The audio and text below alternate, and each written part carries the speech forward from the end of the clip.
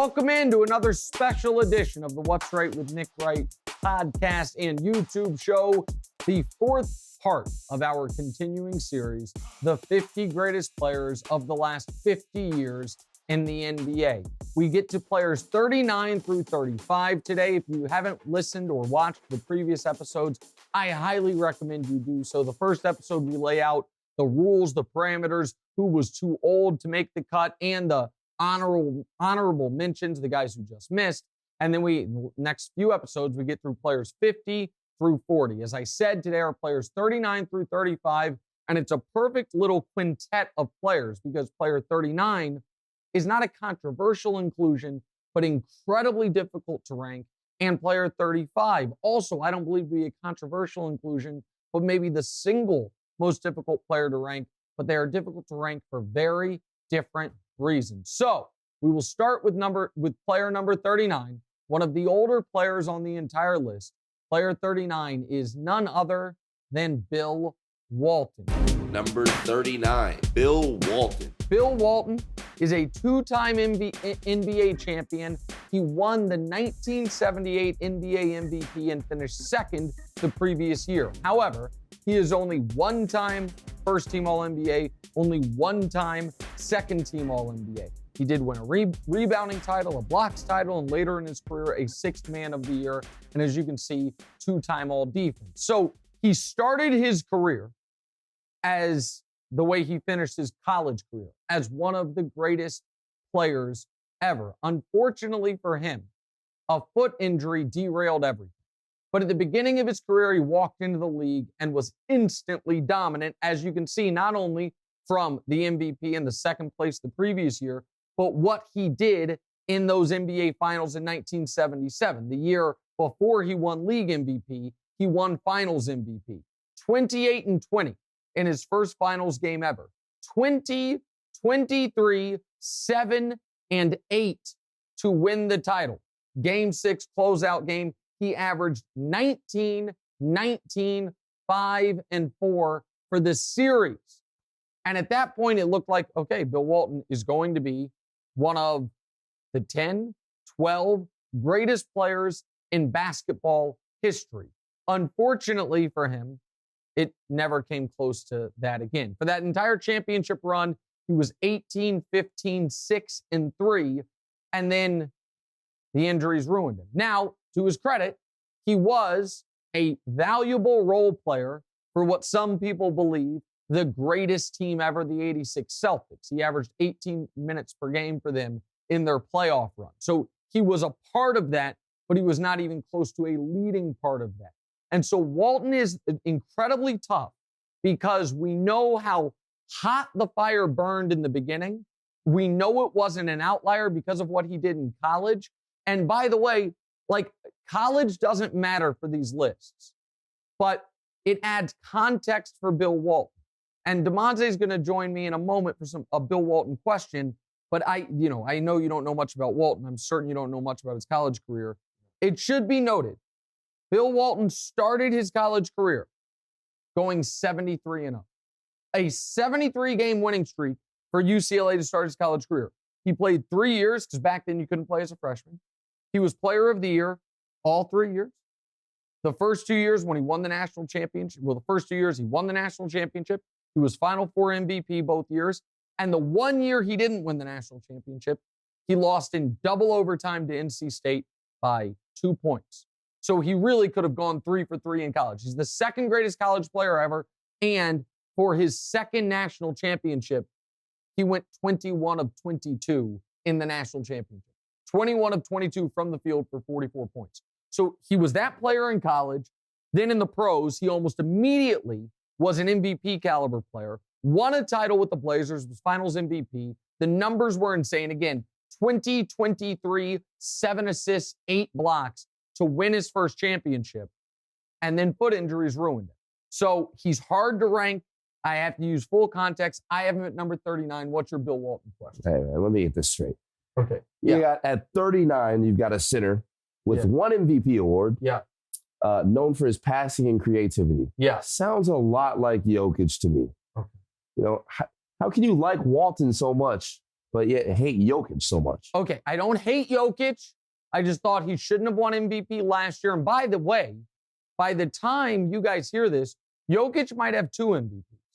And if he does end up winning this year's MVP, then he probably deserves a spot somewhere in the lower 40s on this list. But the reason that I can justify it is because Jokic doesn't have anything close to the finals MVP and the championship. Forget Walton's second championship. If Jokic had carried a team to the NBA finals, had carried a team to a championship, it's a totally different ballgame. Instead, Jokic has had one career playoff run where he went past round 2 and he got annihilated by Anthony Davis. And so because of that, yes, Jokic is the best passing center since Walton. And Jokic is building a resume that if I were to do this in 25 years and I did the 25 best player or the 75 best players of the last 75 years, then Jokic is building a resume to be on that. But as of this moment we're recording this, he has 1 MVP, no super deep playoff runs, and hasn't done enough. Walton, to my eye, had done more, and Walton was a better player. I mean, Walton, the injuries kill him, which is why he's as low as he is, but Walton deserves to be number 39. If you didn't know much about number 39, you definitely don't know anything about number 38. Number 38, Bob McAdoo. All right, some respect for the old timers in Bob McAdoo. So here's what Bob McAdoo was able to do. He also, by the way, like Walton, was only 1-time first-team All-NBA and 1-time second-team All-NBA. However, he came into the league, and by year 2, he had a 3-year stretch where he either won the MVP or came in second. He went MVP in 75, second place in 74, second place in 76, and Rookie of the Year in 73. He was a 3-time scoring champ, averaging 32 per game, years 2 through 4. And as you can see, from 1974 to 1979, averaged 29 and 13. The problem for McAdoo is the lack of championships as the best guy, but it doesn't kill him that much because of what he was able to do in the postseason. His first playoff series ever, which is in year 2, he has 2 40-point games. He averaged, the year he won MVP, 1975, which was his 3rd year, he averaged 37 and 14 in a playoff series against Elvin Hayes and the Bullets, an excellent Bullets team that a few years later would go on and win a championship. He averaged 37 and 14 against them. In that series, he had 34 points in every single game and put up a 50 and 21. Again, this is year 3, the year he won the MVP. During that 3-year peak, while his team never won a championship, never made the finals, he averaged in the playoffs 32 and 14 in 46 minutes per game.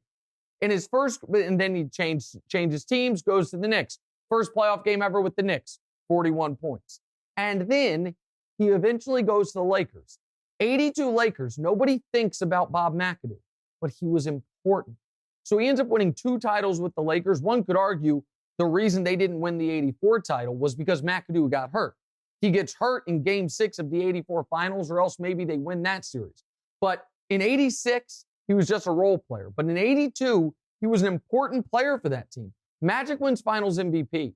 But to get into the finals, to clinch his first career finals berth, as not a role player, but not the leading guy on the team with Magic and Kareem, he's 26 and 8 in the Western Conference Finals in the final game to clinch the finals berth. In those finals, he averaged 16 and 5. So an important piece on a championship team. And if we want to add a little bonus, after winning the title in 86 as a role player, he went to Europe and won 2 EuroLeague titles. A true professional scorer who, again, walked into the league and by year 2 was a top 2 MVP candidate for 3 straight years and a scoring champ for 3 straight years. Player number 38 is Bob McAdoo. I believe we have a question about Bob McAdoo. Let's hear it. Nick, you know, as the wise elder statesman at First Things First, your tutor oftentimes, I'm glad to see you giving some love to my man, Bob McAdoo. McAdoo can do. That's what we used to say back in the day. kind of a precursor to Kevin Durant, to be honest. Obviously not as good as Durant, but very much 6'9" at that time, stepping out, hitting the jump shot, could take you off the bounce as well. But I got to be honest, I don't think I'd have him ahead of Dwight Howard and Anthony Davis, especially Dwight, who obviously led a team to the finals 26-13 against LeBron, beating LeBron when they had, I believe, the best record in the league. But outside of that, I love you giving love to McAdoo can do. All right, Brew, listen, those are fair points, and Brew obviously knows his NBA history, and I love that he's being a part of this with us. And I don't have McAdoo far ahead of Dwight and AD. It's like 4 or 5 spots ahead of him. My argument would be Dwight and AD have both come close to winning league MVP. Bob McAdoo won it and finished second 2 other times. And as dominant as their peaks were, I think McAdoo's was a touch more dominant, certainly on the offensive end, obviously not on the defensive end, but it's not a bad argument that he's making. But I think McAdoo had a touch more impressive career than Dwight Howard did, assuming Dwight's career is basically over, and then Anthony Davis has up to this point. If Anthony Davis doesn't eventually pass Bob McAdoo, something went terribly wrong. But there's player number 38, Bob McAdoo. Come right back with player 37, who's someone all of you remember for a finals loss. But do you remember how important he was in a finals victory? We'll do that next.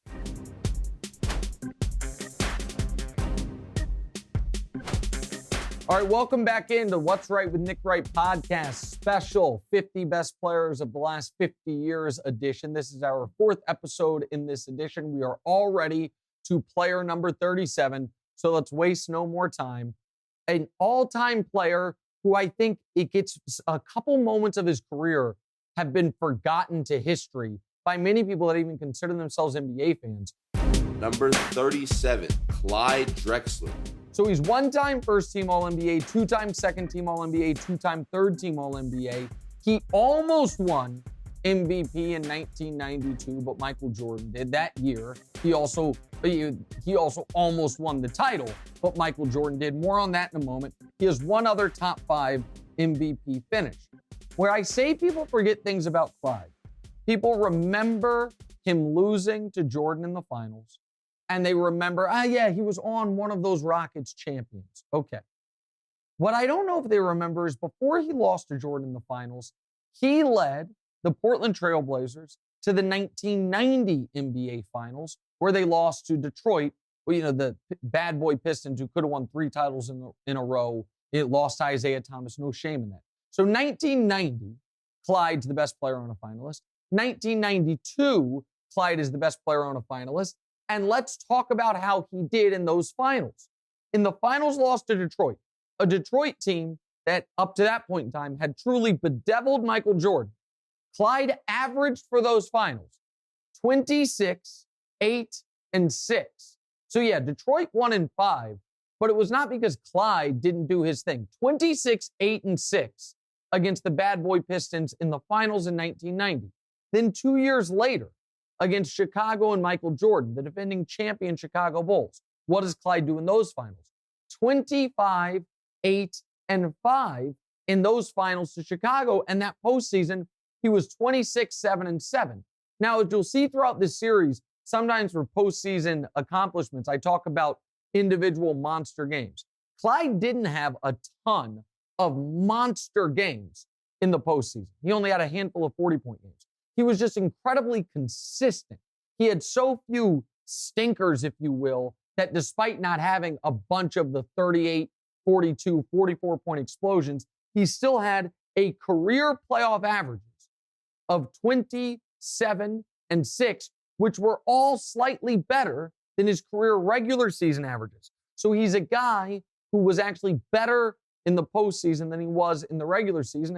As you saw earlier in the regular season, he was an MVP candidate, a legitimate MVP candidate for a few years. But I'm still leaving out one finals appearance. And before I talk about that finals appearance, let me bring in our friend Rick Bucher, who wants to ask about Clyde Drexler. Phenomenal athlete, Clyde, on the level of Jordan, but game fundamentally was not as refined. I just wonder, Nick, if you would look at him the same way if he hadn't gone to Houston and won a championship with Hakeem, because that was a matter of being in the right place at the right time and had more to do with Hakeem's ascension than Clyde's. Okay, so this is where, with respect to Rick, he's just wrong.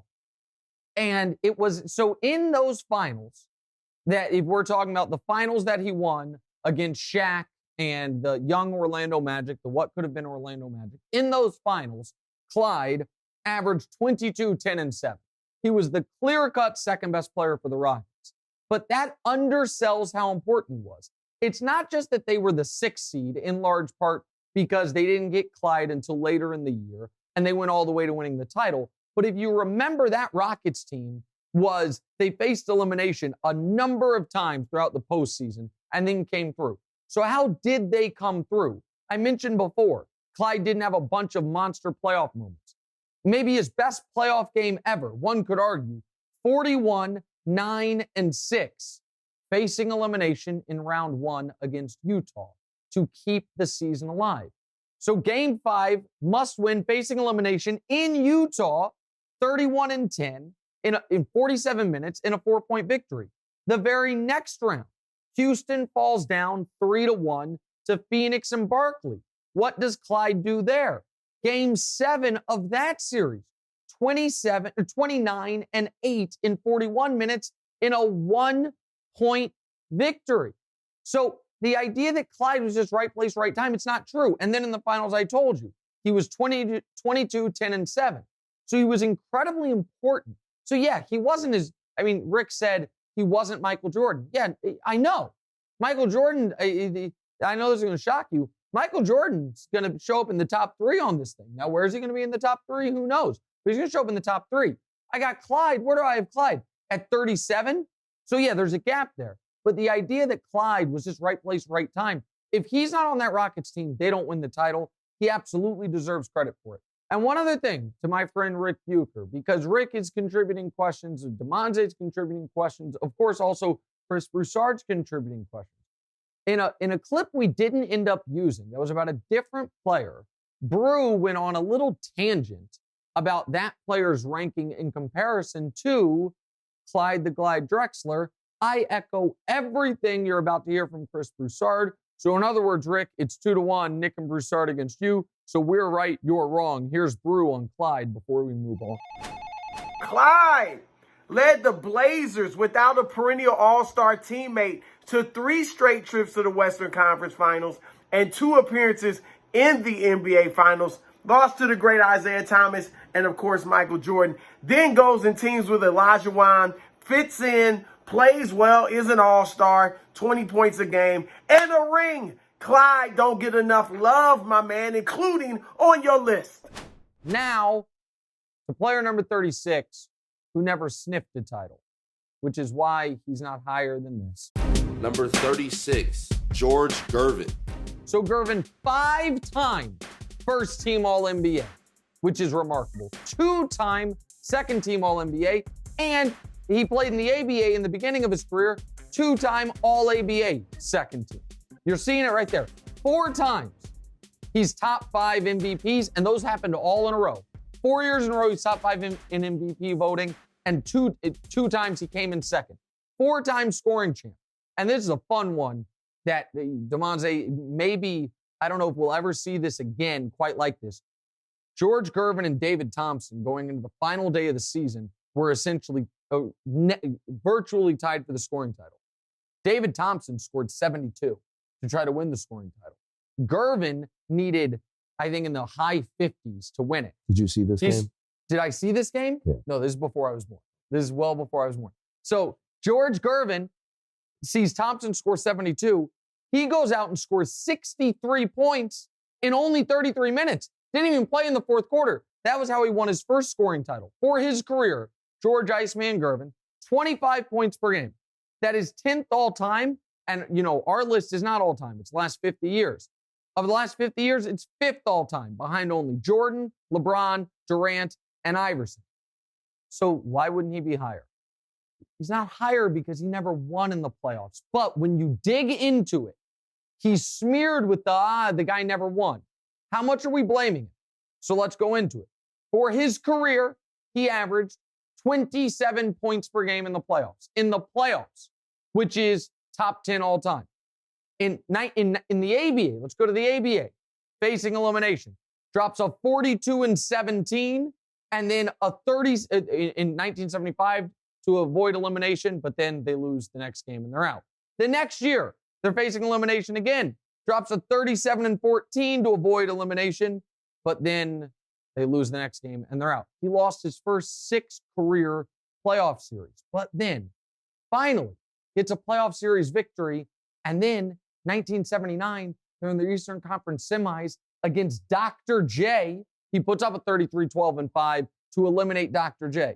Put up the very next round, 42-6 to get up 3-1 on the Bullets, because this was a weird time when the San Antonio Spurs were in the Eastern Conference. They had played Philly and then the Bullets. They then moved to the West, but that doesn't matter. He puts up 42-6 to go 3-1 on the Bullets in the Eastern Conference Finals. He puts up another 42-6 in Game 7, but they lose by 2, and he never makes the finals. For that series, he averaged 31-6. They lose to the Bullets. Again, a Bullets team that we mentioned earlier would go to back-to-back NBA Finals and win 1 championship. 82 gets back to the conference finals. This time he's in the Western Conference Finals against those 82 Lakers we were just talking about a few minutes ago that had Magic and Kareem and Bob McAdoo. He averages in those Western Conference Finals 32-8-6, and he's swept. And then the very next year, he loses to the Lakers in the Western Conference Finals again, and that's it. So he got to the Western Conference Finals a few times, never got past there. But how much are we putting on him? Yes, he blew a 3-1 lead with a chance to get to the finals, probably his best chance ever. But he put up 42-6 in Game 7, and they lost by 2. And so I think he's slightly underrated historically. Let's see what our caller has, or our questioner has, on George Iceman Gervin. Whew. George Iceman Gervin at 34th. Are we giving extra credit for all-time great posters? Because the one with him sitting on the ice blocks is one of the best of all time. But my goodness, he was a scorer, and that's all he was. Phenomenal scorer. Finger roll. Beautiful. But just a scorer. Yeah, but scoring's important. That's the thing. I agree he was mostly just a scorer, but scoring, when you score at that level, when you are one of the last 50 years, one could argue, 10 greatest scorers ever, it at least gets you firmly in the top 40 of players. So, I mean, Rick's not wrong there that he was a pure scorer, but scoring is the most important part of the game. He did it better than just about anybody ever, aside from a dozen or so guys. So he absolutely deserves his spot at number 36. Now, number 35 is a player that some people would swear must be in the top 20, and some people will swear has to be outside of the top 100. We will do him as our final player on this installment of the 50 greatest players of the last 50 years. He's next.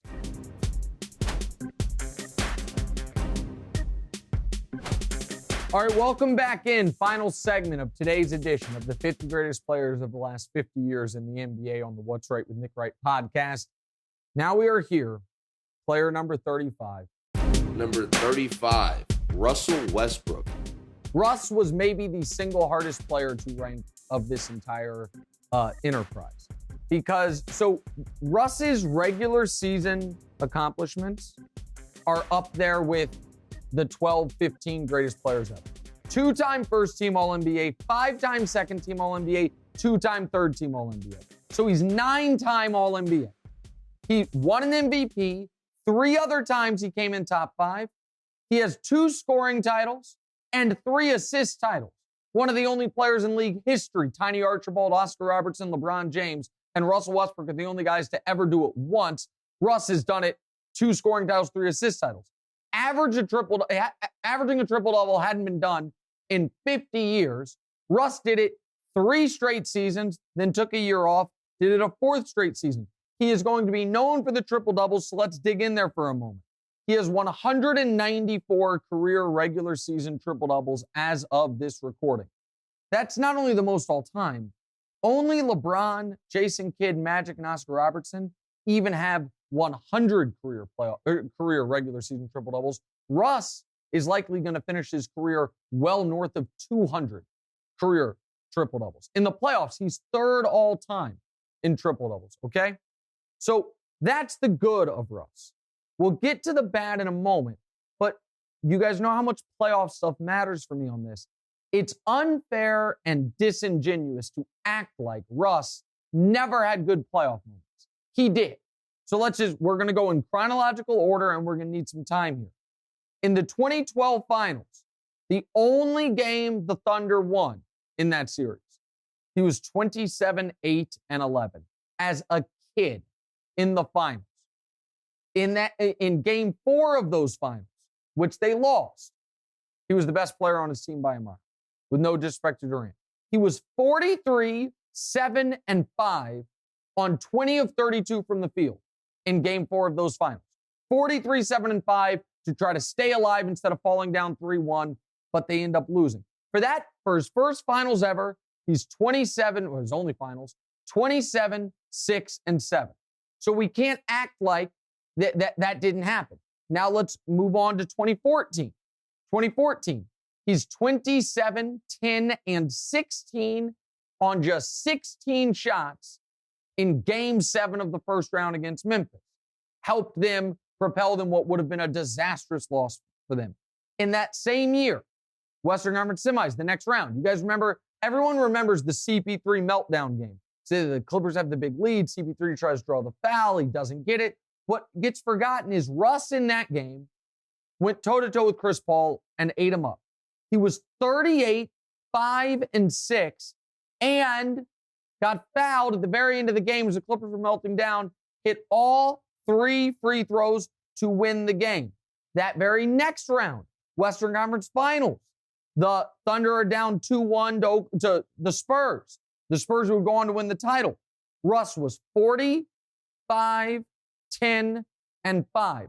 Up to this point, yes, he was a little inefficient, a little careless with the ball, but nobody was killing Russ. So that's 2014. Let's go to 2016. That's the year the 73-win Warriors were down 3-1 to Russ's and KD's Thunder. Let's talk about what he did there. In round 1 against Dallas, 36, 12, and 9 to send Dallas home. Averaged for games 5 and 6 of the Western Conference semifinals against the Spurs to send them home. Averaged 32, 7, and 12 in those 2 games. So again, it's all going good.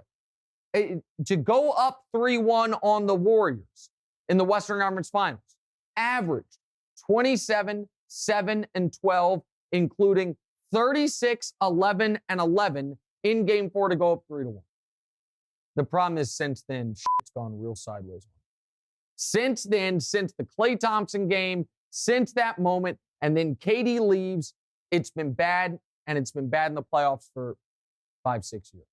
So round 1 versus Houston, the first year without Durant, he did have a 51, 10, and 13. 51, 10, and a 50-point triple-double in the playoffs. Average for the series, 37, 12, and 11. But despite that, they lost in 5. Why did they lose in 5? Well, because even though Russ was averaging all those points and assists and rebounds, he shot 39% from the field and 27% from 3, and he was shooting 10 threes a game. The next year in the first round against, I think it was Utah, with Paul George, he had a 45, 15, and 7 to stay alive, and a 46, 10, and 5 in game 6. And if you go back and look at it, that 46, 10, and 5, where they lost, he wasn't good. And that was with Paul George. And then the next year, Dame sends him home, and then Paul George leaves. So his career averages for the playoffs are 25, 7, and 8, which are exceptional.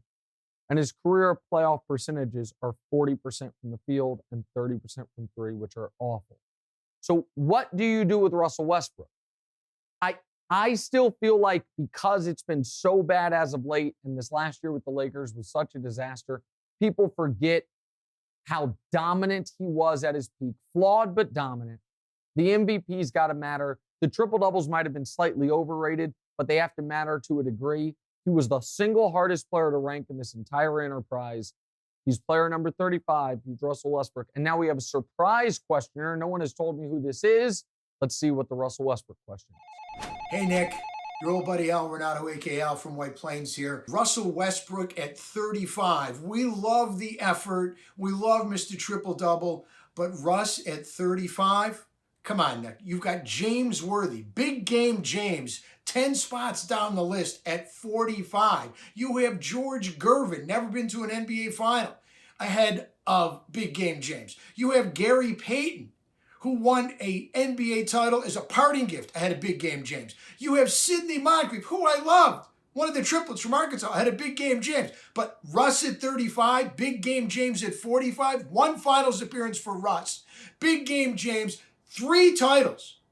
Most valuable player in one of the great Game 7 performances in the history of the National Basketball Association. His numbers in the postseason, leaps and bounds the regular season. This guy got it done when it was the most important time to get it done, while Russ has been a shrinking violet. Move that camera up a little closer in words that I know only you can understand. This old man, he ain't lying. All right, that's the greatest sports radio caller ever, my friend Alan White Plains. Unfortunately, Alan White Plains, instead of really asking me a Russell Westbrook question, he used his time to really just make the case for James Worthy. James Worthy was a hard one to rank as well, because we talked about it. If you want to go back and listen to the episodes, James Worthy doesn't have the All-NBAs and the MVP votes and all that stuff because of the team he was on, but he was unbelievable in the biggest moments. So I do understand the kind of reversal there. So you have one guy who has all the regular season stuff, all of it, and not a lot of the playoff stuff in Russ. And another guy who has all the playoff stuff, but not a whole lot of the regular season stuff in James. So am I overvaluing the regular season?